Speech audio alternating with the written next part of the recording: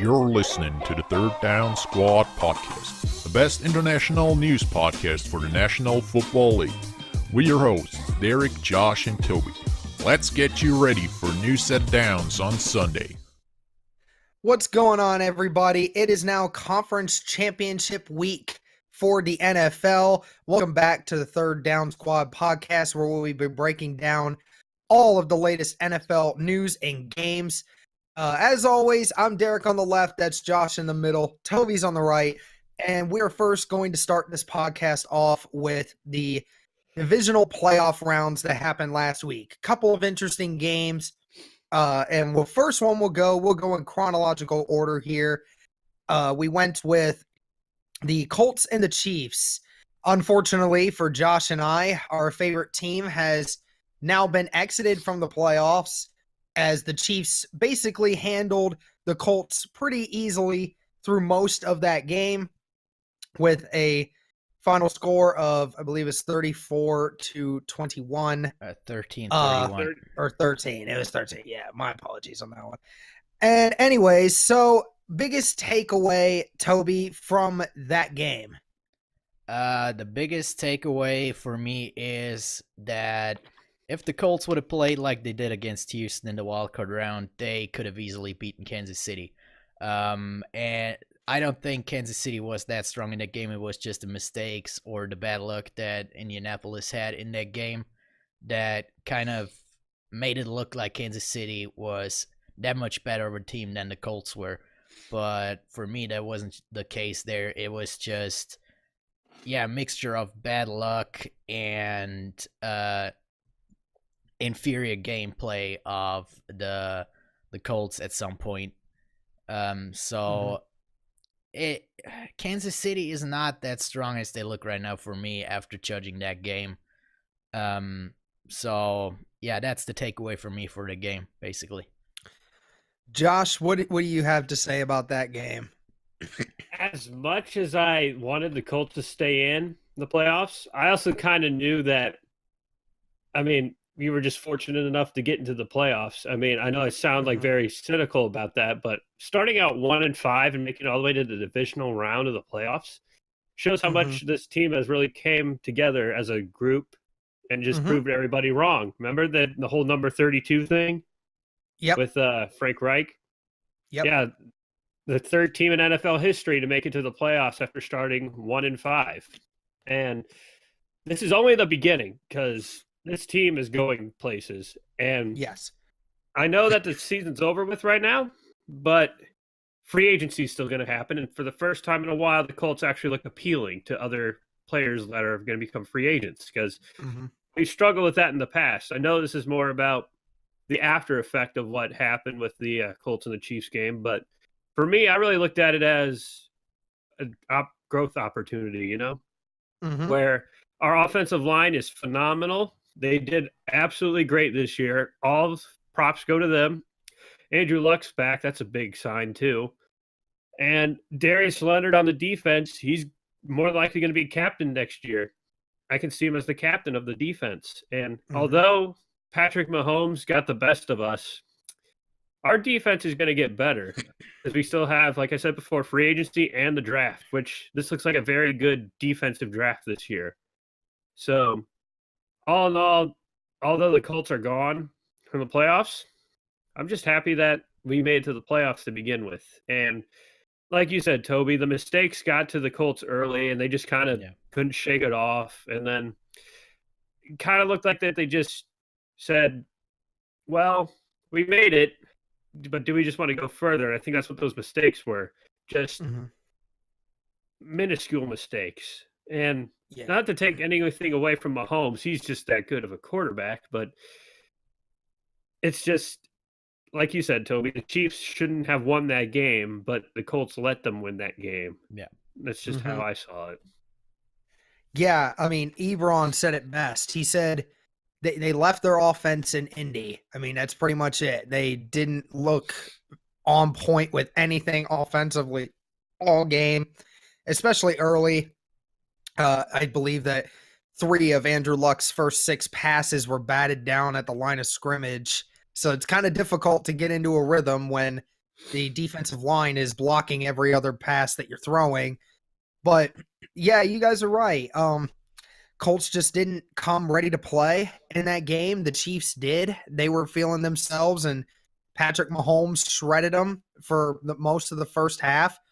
And it's kind of funny to think that as lopsided as that score was, at one point or another, at one point in that fourth quarter, if Vinatieri had made that field goal at the end of the second half and had hit his extra points, it would have been a 7-point game going into that. Honestly, it would have been. And it's kind of crazy to think about that game could have been a much closer game, but the one mistake Kansas City made, we made it into a touchdown. The problem is the many mistakes that we made, Kansas City turned them into even more points. And that was the issue. But yeah, as sad as I am to see them gone and done with the playoffs, this season has rejuvenated myself and a lot of Colts fans as fans, because we know this offseason is going to be fun. We have the most cap space. We had a great season.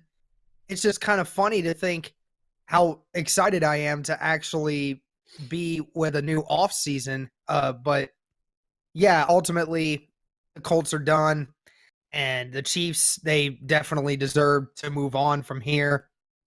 And then we're going to move on to now the second game of last Saturday, which was the Rams and the Cowboys. That game was a very close game up until the very end. We had questions on whether or not the Rams would be able to run the ball effectively against the Cowboys, and sure enough, they did. Josh, I'll start with you. What do you think the Rams' key to success was in that game against the Cowboys? I think you said it perfectly. I think their biggest key to success was Todd Gurley, excuse me. Just running the football. It's basic football down to that right there. You just establish the run game, everything else falls in line with it. And once Todd Gurley started to click, he clicked and he was not going to stop, which was a good thing for the Rams and a bad thing for the Cowboys, because the Cowboys just could not answer Todd Gurley on some of those plays. Like, I mean, most of the time, Todd Gurley just made it look like he was just having a field day out there with them. And I think what should be the biggest thing here is, from the fallout of this game, is Jason Garrett still your guy? Or do you, as a Cowboys fan, want average every year? You make it somewhat into the playoffs and then just fall flat? Or do you want somebody who can actually get the job done? I mean, just seems like Jerry Jones is just stuck with, hey, let's just go with a B+. Well, did you see what that did in Cincinnati with Marvin Lewis? Yeah. You can't do anything with him. And Ezekiel Elliott, Dak Prescott, and Amari Cooper, they can't carry the team by themselves. They need more of a supporting cast around them, too. They need another good tight end in Dallas, and that's what I think they were lacking of in this game. They needed a big target on the line, and their tight end just didn't show up when they needed it. What do you think, Toby? You guys already said it. We all expected the number one rush defense in the Cowboys to work better against the Rams. But yeah, you guys, or Josh, you talked about Todd Gurley, but actually, who expected CJ Anderson to rush that much in that game? Where did that guy come from?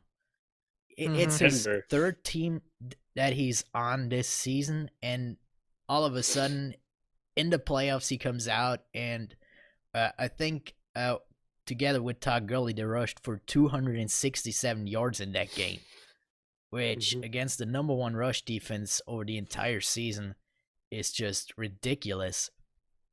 But yeah, I'm going to touch on that later. They kind of showed their cards in that game with CJ Anderson, and they needed to against Dallas. Like you saw, they produced, but only won the game by 8 points with a score of 22-30. But I mean, were the Rams really that much better than the Cowboys in that game? I didn't get the feeling that the Rams were that vibrant offense that just had the flow, the momentum in the game that they had in the regular season. I mean, yeah, you're playing against a tough defense in Dallas, that's for sure. Mhm. But again, it doesn't feel like the team that we saw in the regular season.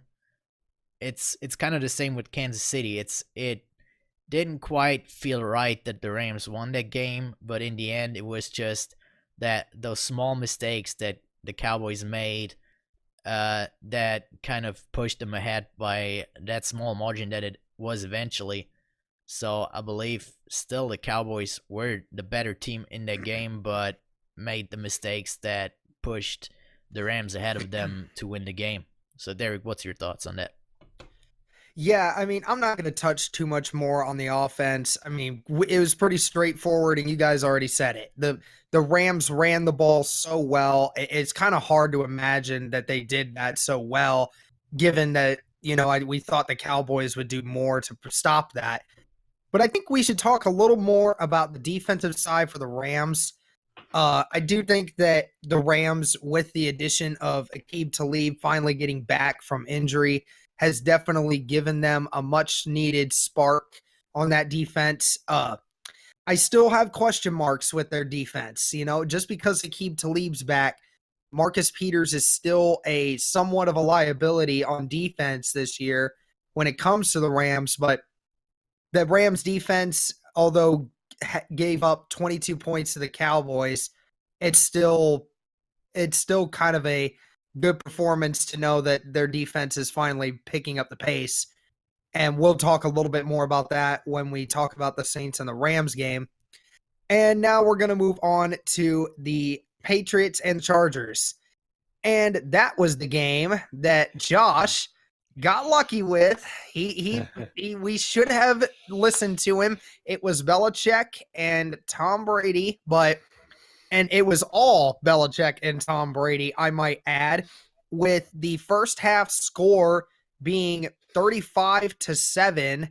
It was amazing to see the Patriots handedly give the Chargers the loss.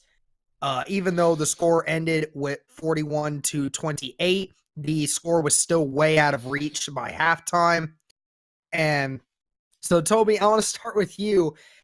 After seeing what we saw from the Patriots, is it crazy to think that were the Chargers just not that good, or are the Patriots just that good, even though we've seen them a little inconsistent this year? I mean, for that way the game went, it's both. The Chargers defense just didn't show up. They could have stayed in LA and not even traveled to Foxborough, and it would have been the same result. They were just not existent on the field for a majority of the game. And then, of course, there was Tom Brady, back to being the Tom Brady that we all are used to and hate. But yeah, tell me about it. Yeah, I mean, even Joey Bosa was going up to him during the game and saying, "Dude, can you not get away with get the ball away that quickly?" So, I mean, that's saying it all. The Chargers just couldn't get the pressure on Tom Brady because he was just being himself again and getting the ball away quickly. Those quick passes, those short passes that Tom Brady is known for, and what the New England Patriots scheme that it is for I don't know how many years now. So I think, yeah, it's the combination of bad defensive play for the entire game for the Chargers and the Patriots actually being back to being, that the team that we saw the last, 15 years for now. Yeah, Josh, what were your opinions on the game? I think that it was pretty much what everybody expected but didn't want to say, is that Tom Brady and Bill Belichick in the month of January are borderline immortal, where nothing can seem to kill them except for a Manning or just a better team, but mostly a Manning. But anyway, aside from biases there, because Manning was a Colt and a Bronco, Tom Brady proved that no matter how many mediocre seasons he has or something like that, where Baker Mayfield ties him on the season for a majority of his stats, he still knows how to win playoff games and to make it to a championship game. The reason I chose the Patriots over the Chargers is that the Patriots have an ability to just make it so you look like your peewee team out there on the field going up against them. I mean, like you said, Toby, when Joey Bosa is like, can you not get that ball out slower or something like that? That just shows you that Tom is prepared for any team that comes to Foxborough. So it's going to be amazing to see what's going to happen in Kansas City this weekend, because Tom Brady's 13-2 in cold weather games below freezing. So this game is expected to be below freezing. So keep an eye on Tom Brady for that. And I don't think the Chargers are great, but Tom Brady is greater. It just kind of shows that experience outweighs skill sometimes. And not to take anything away from the Chargers, they had the best season I've seen them have in quite a while. And they should keep it up. But you're going up against the GOAT by some people. That's arguable. So you should kind of have expected that this field general right behind his offensive line was going to torch your defense. This isn't Lamar Jackson. You can't chase him down. You have to go to him. He won't come to you. Yeah. Yeah, I mean, this game made it very difficult for me to decide whether or not to pick the Chiefs or the Patriots this week, because if the Patriots hadn't won the game the way they did against the Chiefs, I would go all out and say it was the Chiefs.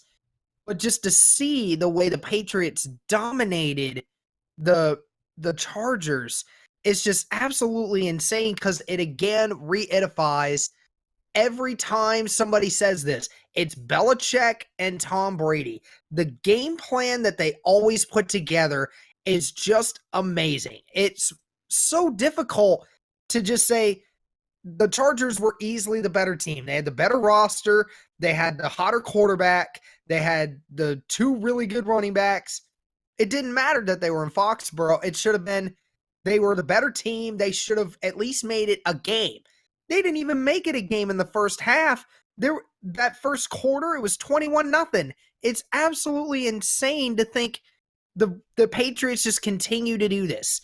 And I guess I shouldn't have been too surprised, considering they were in Foxborough, where they were 8-0 this season at home. So you obviously could tell from the years on that they're a much different team in Foxborough than they are on the road. But I think this game had more to do with the Patriots than it had with the Chargers, because Toby's been saying it all year. I don't see the Patriots as that good of a team like this year. I've been faulted this as well. I've said it. I've said I don't really think they're that great of a team this year. I really don't. And then when people started doubting them, they just went out there and did exactly what people thought might happen. Like Josh said, it might happen. You didn't want to say it, but it might happen, and it did happen. Yep. And now we're going on to the final game of Sunday last week with the Saints with their come-behind win against the Eagles. I'm sure Toby was on the edge of his seat the entire game. I know that my dad and I were. It was a little bit different feel this time for this game. The Saints handed the Eagles a loss really easily earlier in the season, and the Saints found themselves in a rare situation where they had to come back from behind. And Josh, we're going to start with you on this one. What was your opinion on the Eagles and Saints game? My whole opinion of that was the Saints had me worried. That was probably the most sluggish start I've seen them have in quite a while, especially at home. And I mean, I know they turned it around late, but there were a few times in that game where I thought the Eagles just had to keep the clock and the ball on their side. So keeping full control of the ball, making sure that Breeze doesn't get a hand on it. But hey, the Saints did it, and I'm actually happy, because there won't be a chance for a repeat of the Super Bowl last year with the Eagles being knocked out, which I'm actually all for, because I just don't like having a repeat team in the same Super Bowl. I mean, it's just personal bias. It's nothing against that team. It's just I want something new every year in the Super Bowl. And the Saints delivered that by knocking the Eagles out. But Right. like you said, Derek, there's a few times where I just was just like you guys, just like on the edge of my seat, just going like, can Breeze be the comeback kid in this situation? And he was. So lastly, for my part of this one, it's just the Saints have to do a better job of coming out strong and just outscoring their opponent in this NFC Championship game come Sunday, I believe. Yeah. All right, Toby, it's your team now. What's And going on with Toby, them? before you answer, Yeah. I want to kind of give you a question. All right. Did this game against the Eagles make you more impressed with the Saints' chance to win the Super Bowl, or did it worse? Do you think it looks worse in your eyes? Well, it actually it strengthened my hopes, I'd say, because the last 3 quarters of the game, I mean, the Saints handled the Eagles pretty easily. It was just the first quarter where they started slow, and I said it last week in our predictions that the Saints are a team that need kind of the rhythm of the game, that kind of come slow out of bye weeks, and at the start of the season they're always slow.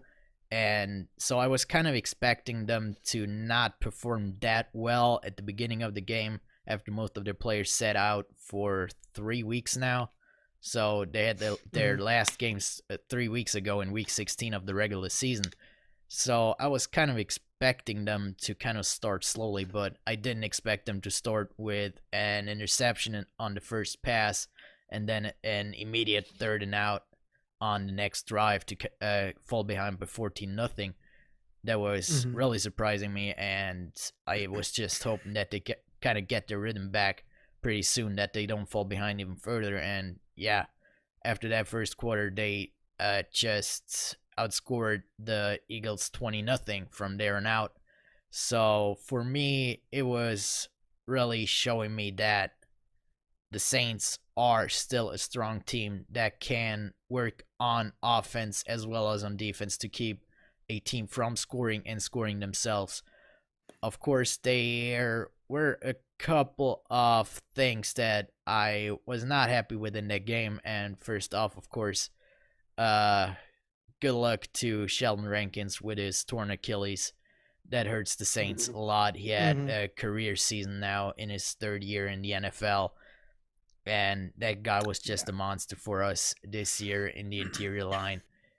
But still, David Onyemata came on, and Stallworth as well. And I mean, I personally, I gotta admit, I have never heard about Stallworth before that game. I had no idea who that guy was, and he came out there, and according to PFF, their grades on that game, he was the third best player on the Saints roster for that entire game. I don't usually look at the PFF grades, but I just came across them and saw that Stallworth was the third best player, according to them, of the Saints in that game.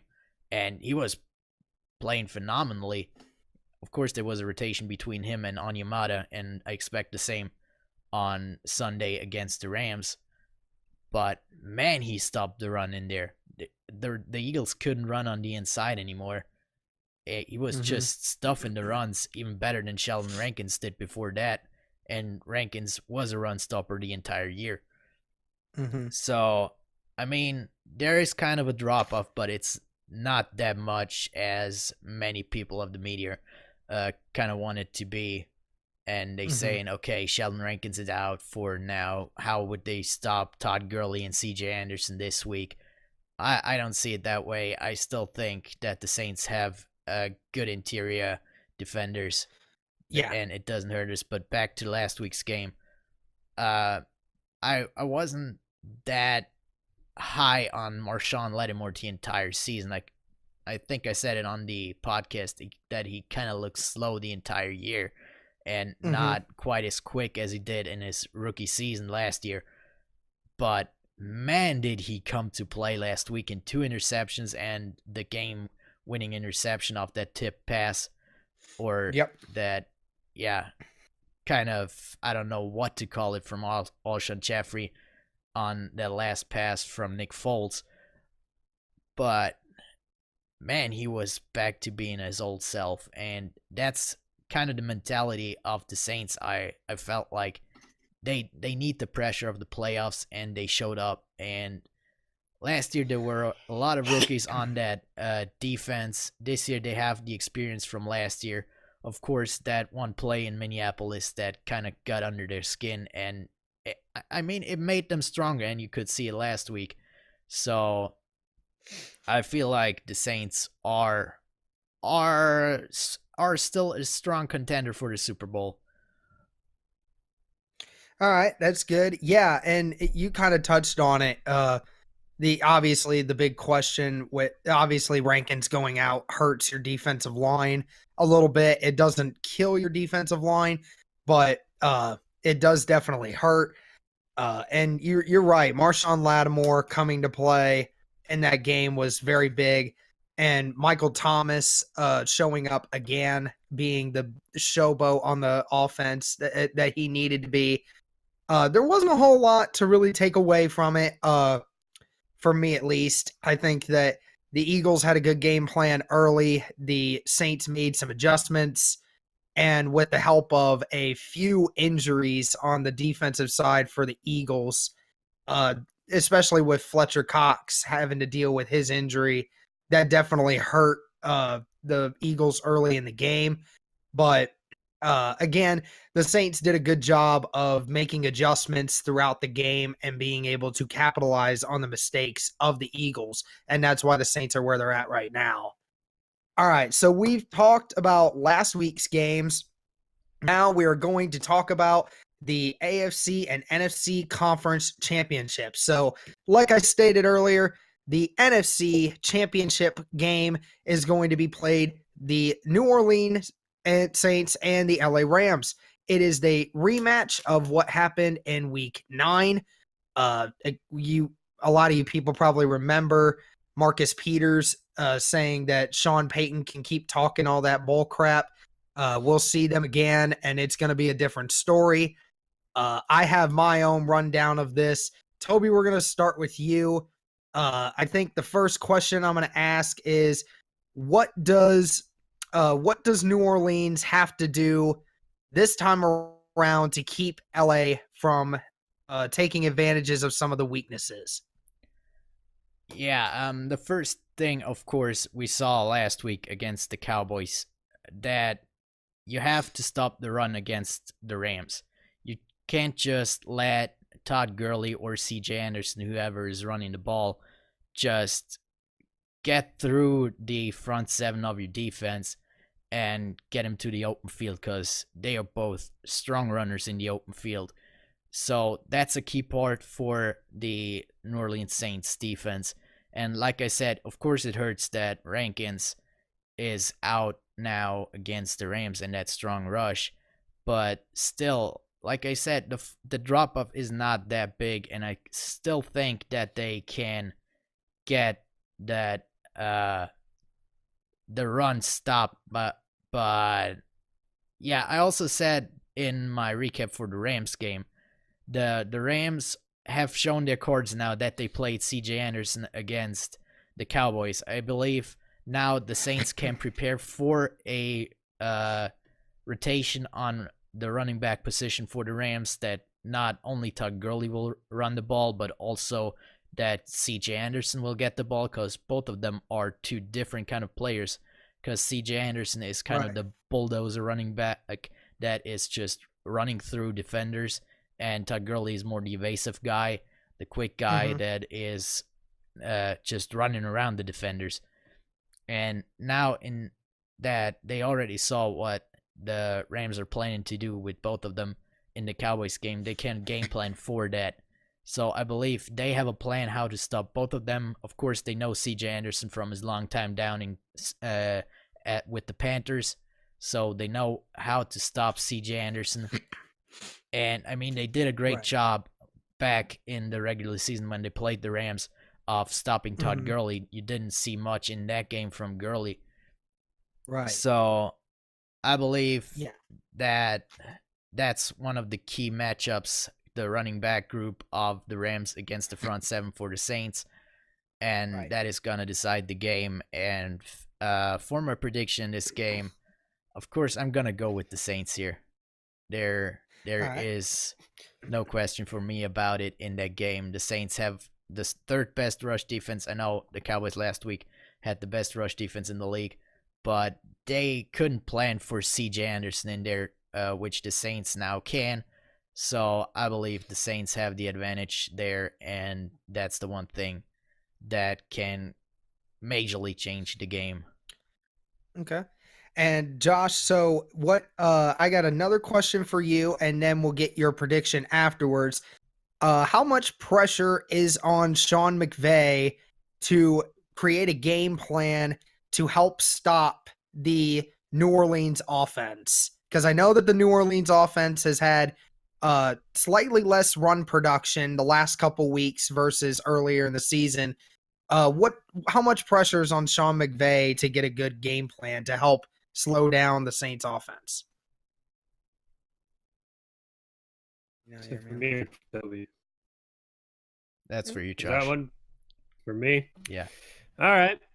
So the pressure for McVay, I'd say that there is, because one, he pretty much started this new coaching craze going on in the NFL right now, where they have to find the younger guy. So if he wins, then everybody's gonna be like, "See, my investment in this younger dude was correct. He can win. Like, look at this dude here. Look at Sean McVay. He can win a Super Bowl. So why can't you?" But if he doesn't win, other teams are going to be like, "Well, did we choose the right person?" I know he's young, but I just don't think that we made the right investment. So either way, win or lose, he's still going to be defining the NFL with the coaching staff, I should say, excuse me, by either making or breaking the fact that you need to have a young coach win a Super Bowl. But to your point about the Saints, they're starting to decrease the amount of running against the team. I think that it's going to hurt them because it's going to put more pressure on Drew Brees. And I think that's what the Rams want on defense. They want them to just forgo the running and just let Drew Brees carry the team, which up to about, 4 or 5 years ago, that's how it was before they got Mark Ingram and Alvin Kamara.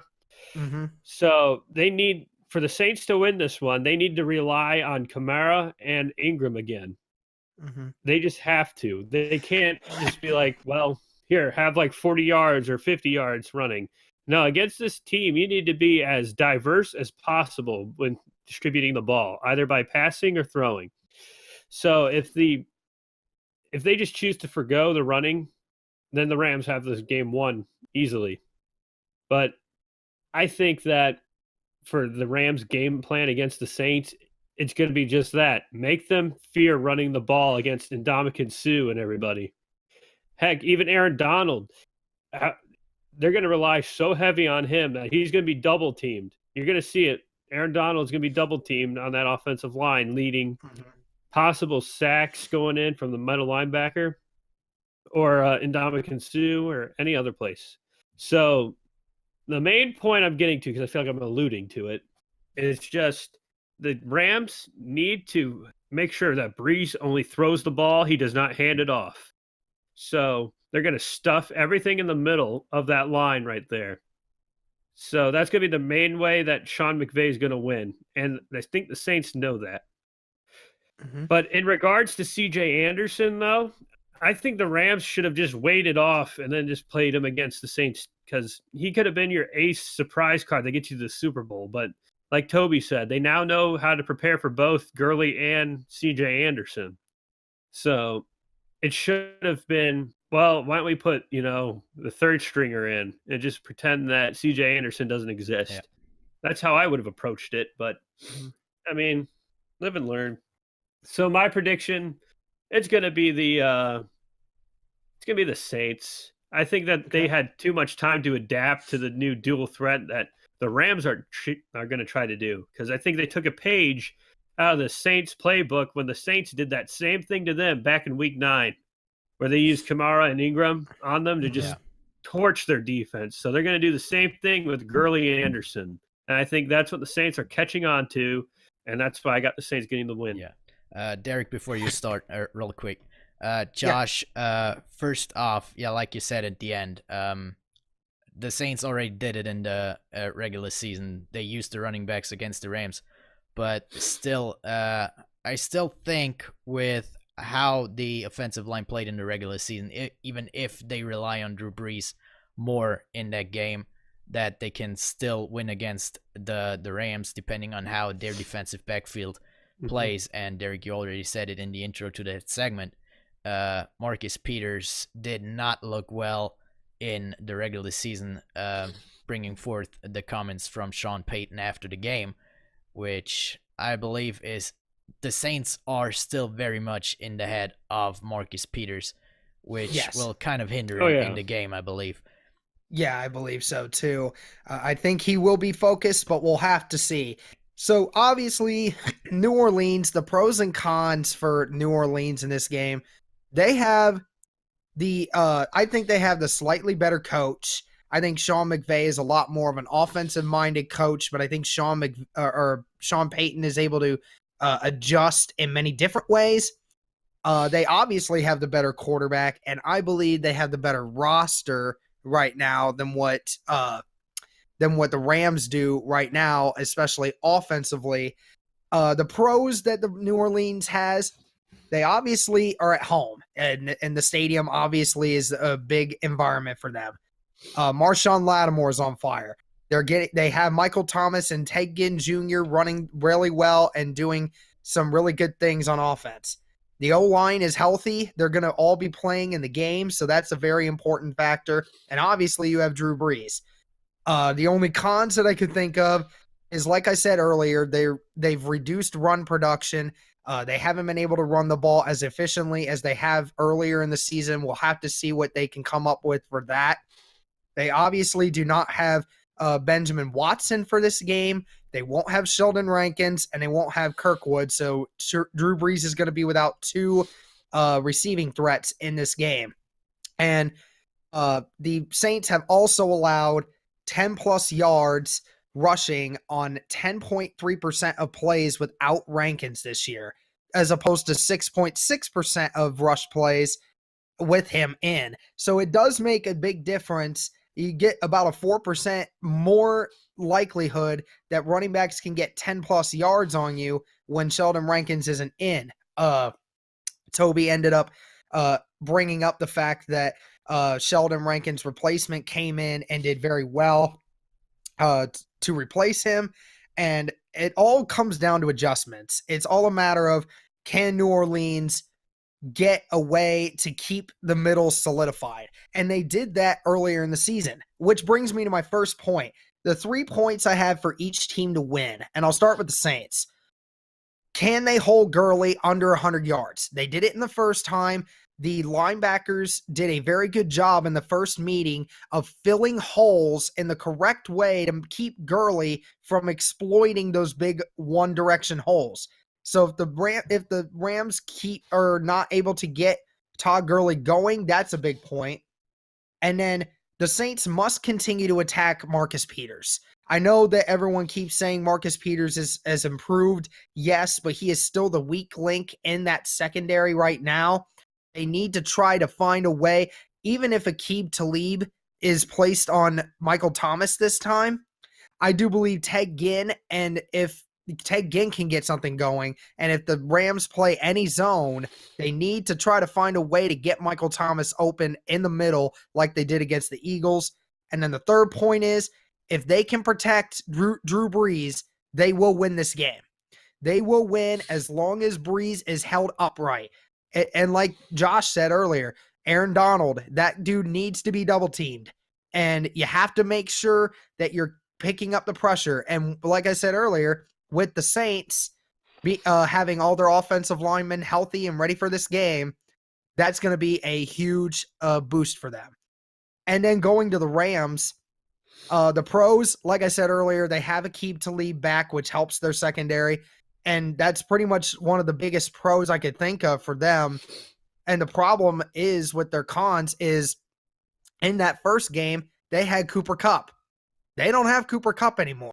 That's one less receiver that they have to worry about in that death machine of an offense. And with Marshawn Lattimore playing the way he is and Eli Apple getting slightly better as the season has gone along, it does make you wonder if they're going to have any kind of offensive production in the pass game. That's what we're going to be looking for.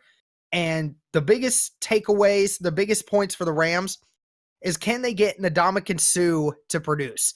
He produced really well against the Cowboys last week. He's going to need to produce this week in order to get pressure on Breeze, because they are definitely going to double team Aaron Donald every time he is coming out on the field. And the Rams have to also take advantage of Rankins being gone. They have to find a way to get the offensive run game going through the middle by some way, shape, or form. They have to get better at it than what they did the first time. And the biggest one, I think, is Sean McVay's game plan. What does he have to do? What is he going to do to stop Michael Thomas? I think he thinks Aqib Talib is that hidden component. You're obviously not going to stop Michael Thomas because Michael Thomas is going to get his. But as long as he can keep Michael Thomas from exploiting their weaknesses like he did in the first matchup, then I think the Rams have a chance to win this game. But I think ultimately, I agree with you guys. I'm going to go with the Saints here. I think being at home, having the better coach, the better QB, and even with a few injuries, I think they still will have a better game plan. I predict this game is going to go a little bit like what the Eagles game was. I think they're going to come out a little slow. I think this game's not going to be as high scoring as some people think it'll be.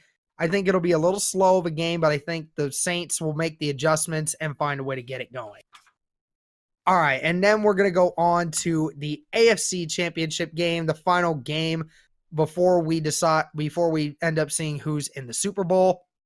The Chiefs versus the Patriots, who have also faced each other earlier in the year, where the Patriots won at Foxborough 45-44.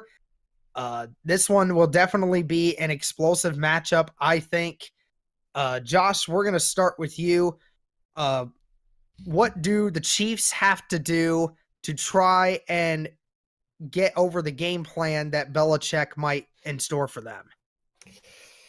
I think the game plan that the Chiefs are going to have, it's going to be one of, well, we can't have Brady come to us, so we got to get to him. And I think it's going to be a speed race to see who can get to Tom Brady faster.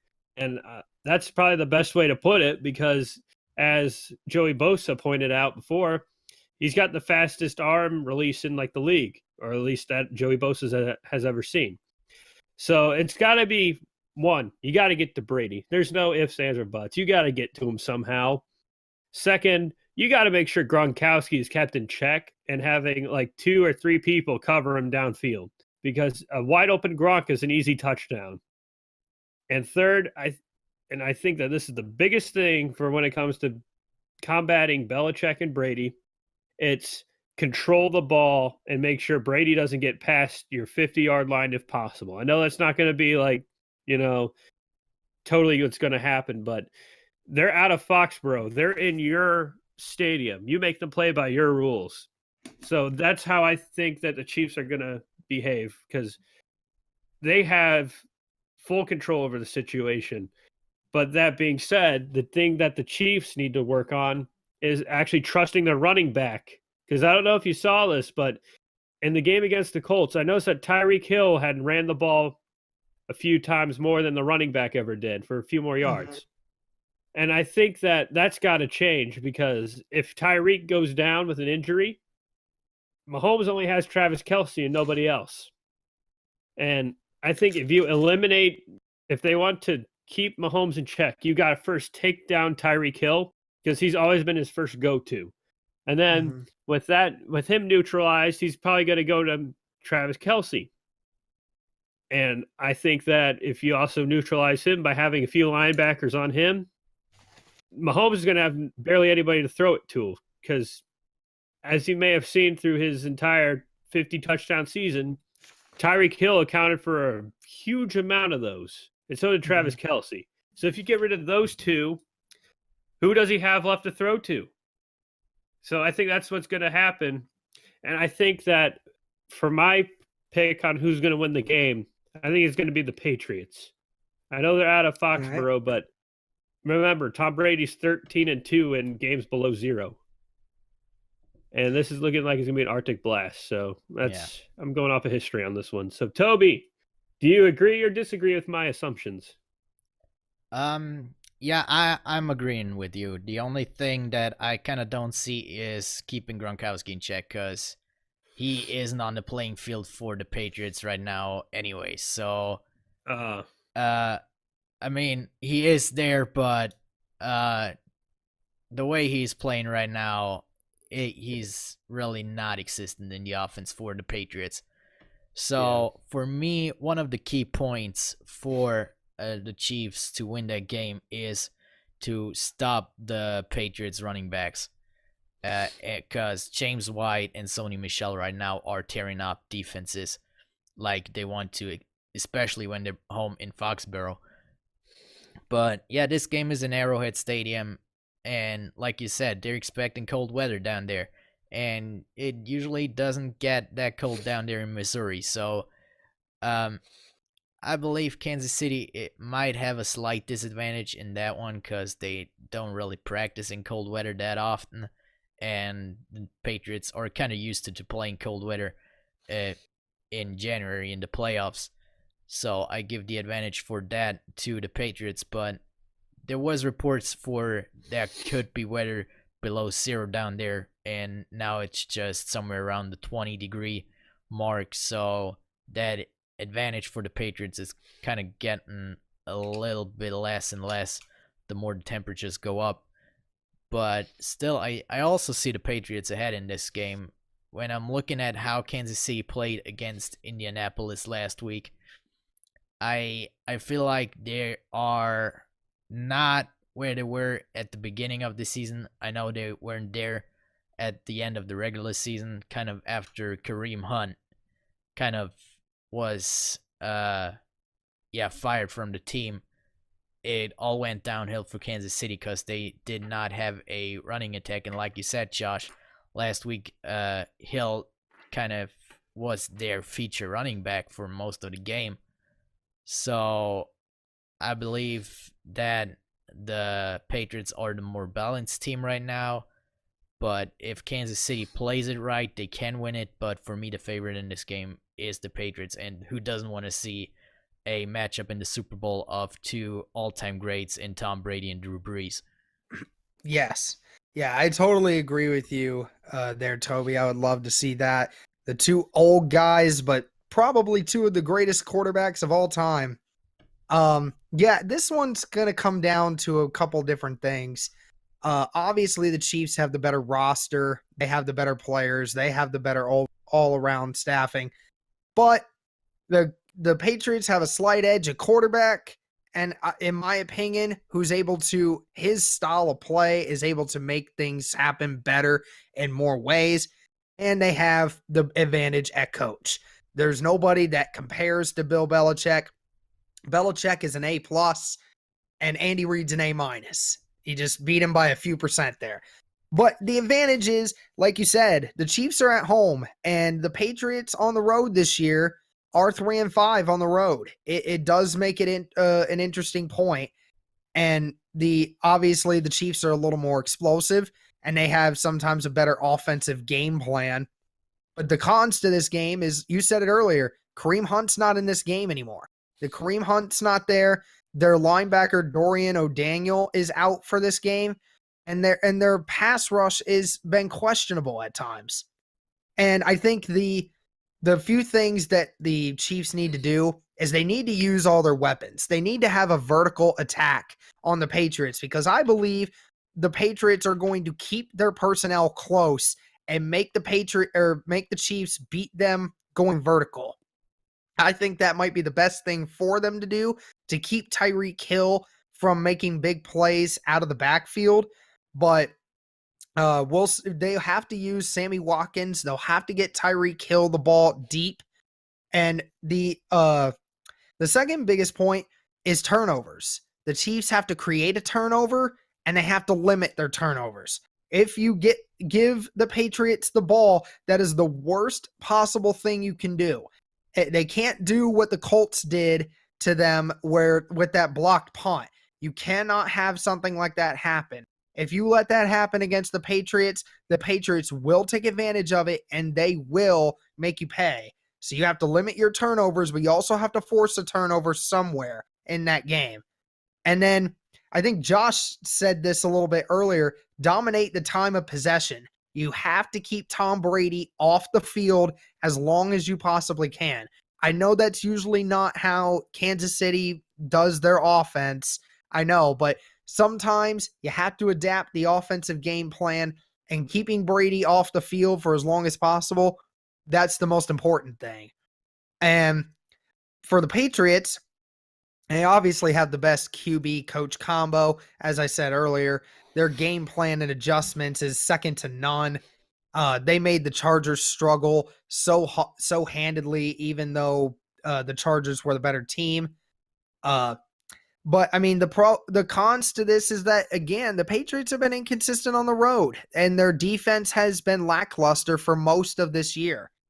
And the biggest points to this is have to slow down the big three, have to somehow get pressure on Patrick Mahomes. You have to try and keep Tyreek Hill from getting those big plays, and as well as Travis Kelce. You have to use the running backs in the pass game. And I think the Patriots are probably the best team at doing this, at using their running backs out of the backfield, especially James White, being able to throw that ball and just make plays out of the backfield, especially since they're, like I said earlier, the Chiefs linebacker Dorian O'Daniel is going to be out. And as well as what the Chiefs had, the turnover is also the big thing. I think the turnovers are also very important. The Patriots need to try to force a turnover early in the game to get the Patrick Mahomes thinking a little bit. And when you can get Patrick Mahomes to start questioning himself, you can start to see him rattle a little. And as my prediction, I picked against the Patriots last time. I don't care they're on the road. In my opinion, I just think Bill Belichick is going to find another way to make something happen. I am going with the Patriots as well. I think that at the end of the game, I think Tom Brady and the Bill Belichick game plan will end up surpassing the Chiefs. All right. With all our predictions in right now, I got a follow-up question. We all picked a Saints-Patriots Super Bowl. Of course, we all know the Super Bowl will be in Atlanta. So who is the city of Atlanta rooting for? Your arch nemesis in the Saints, or the team that handed you the most embarrassing Super Bowl loss just a couple of years ago? I personally I think it'll be Drew Brees. I totally think so. I mean, because I usually think that you have the rule of, if your team's not in it, root for your divisional rival, because it at least makes you look not as bad, and it makes your division look better. I in no way, shape, or form can see any sane Atlanta person wanting to root for Tom Brady after what he did to them. I can't imagine it. Where was that Super Bowl played at between the Falcons and the Patriots? That one would have been in Where was it? God, yeah, that's. I'm trying to remember that. I don't quite remember 51 that. was in. Oh, it was in Houston, Texas. Houston. Yep. Yeah. Okay. Jinx. Yeah, it was in Houston. Yeah. How did I not remember that? Yeah. Yeah. Yeah, I thought it would have been funny if it was actually held at Mercedes-Benz Superdome, where the Patriots beat the Falcons. Man, that would have been funny. Oh, geez. So this is hard because you got two of the greatest quarterbacks of all time. Let's see here. I hate the Patriots, but I also despise the Saints for beating the Colts in Super Bowl 44 still. I still hold that grudge. So it's a win. It's a loss for me. So as much as I don't like it, I got to say I'd give it to the Saints. I'd have to give it to the Saints. Yeah. I just hate the Patriots that much more. I mean, don't get me wrong. It's like right here, the Patriots and the Saints. Because after that Patriots game against the Colts this season, where hitting Brady in the face mask, that's a 15-yard roughing the passer play. No, and then Andrew Luck gets tackled with 3 people on top, and that's just called, hey, that's a nice sack there. Yeah, I am not rooting for the Patriots anymore. Yeah. Saints. Yep. So I think we got all our questions answered there. Thank you so much, everyone, for listening to the podcast. We will have this up shortly. Be sure to check it out on Toby's YouTube channel or on Spotify. The Third Down Squad podcast coming to you. Thanks, guys, for doing this with me. I apologize for it being a little late due to the weather, obviously. But be sure to like and subscribe. Subscribe to PewDiePie. And as always, I hope you enjoyed. Peace. See ya.